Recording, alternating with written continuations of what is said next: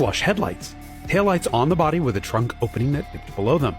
It also had a wedge-shaped high trunk lid for aerodynamics. And something else, its rear was tapered, like a teardrop. It may look like an upright square box to the eye, but not to the air. With a coefficient of drag as low as 0.26, the W124 is one of the most aerodynamically efficient sedans of all time. This was designed in the 1970s. These cars looked like spaceships when they debuted because everything else on the road looked like this. The thing about Bruno Sacco is that he had just come from Mercedes' safety department. So while his stated goal was to create a design that would stay relevant for 3 decades, his actual target was at the confluence of design, efficiency, and safety. So, Sacco's cars included innovations like the mesmerizing articulating single wiper.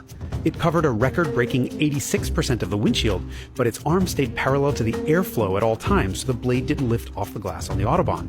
And ribbed taillights designed so that they still transmit light when they're covered with snow or mud. And rear headrests that drop down at the press of a button so you didn't back over your neighbor's kid. By accident.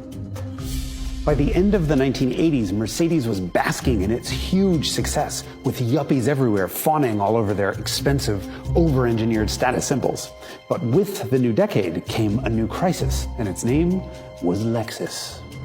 Lexus stunned the world with a flagship that was, in almost all respects, better than the Mercedes S-Class, and it cost half as much, less even than the 6-cylinder 300e.